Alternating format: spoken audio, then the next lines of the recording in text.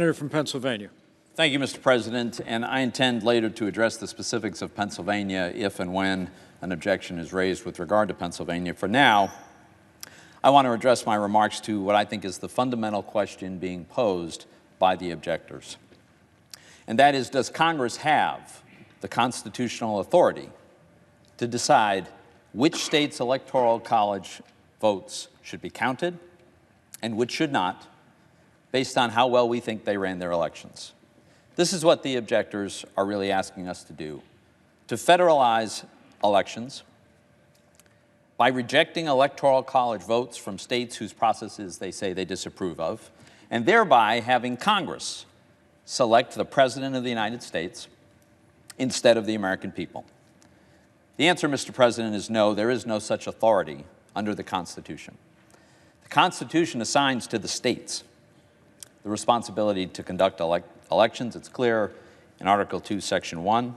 It leaves courts with the responsibility to adjudicate disputes, and it assigns to Congress the ministerial function of counting ballots, except for extreme circumstances, such as when a state sends competing slates of electors to Congress. Which brings me to the 1877 precedent. Some objectors claim to merely want a commission to conduct an audit and then let states decide whether to send different electors. Well, first, the situations are not at all analogous. In 1877, Congress had before it two slates of electors from several states. Here, there are no Trump electors from swing states. There's just Biden electors. Second, legislatures from the swing states, they've already spoken. They've made their decision. They've chosen not to send us alternative electors. Third, a commission? Really? It's completely impractical, and we all know it, with 14 days to go before a constitutionally mandated inauguration.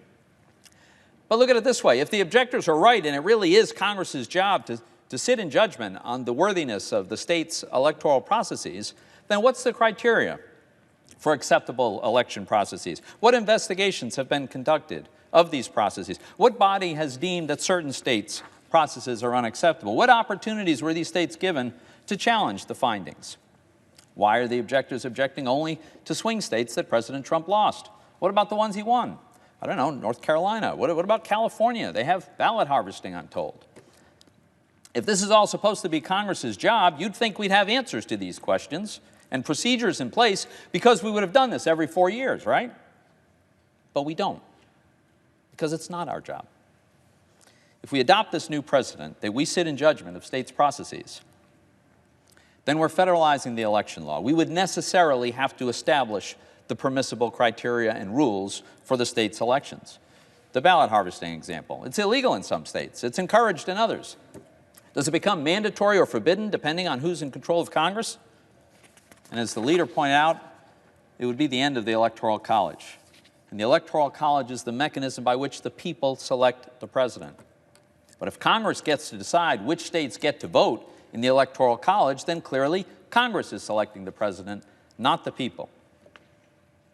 Whichever party controls both houses of Congress would control the presidency. The public would never tolerate Congress picking the president instead of themselves, so they'd abolish the Electoral College, as many of our colleagues would like to do.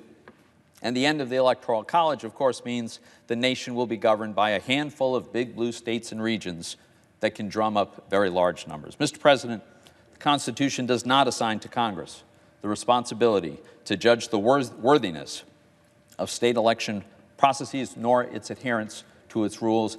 That's the responsibility of the states and the courts. Let me conclude with this. I voted for President Trump. I publicly endorsed President Trump. I campaigned for President Trump.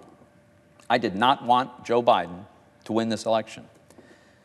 But there's something more important to me than having my preferred candidate sworn in as the next president, and that's to have the American people's chosen candidate sworn in as the next president.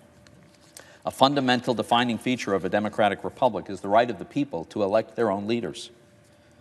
It's now our duty, it's our responsibility to ensure that that right is respected in this election and preserved for future elections. I urge you, vote against this objection.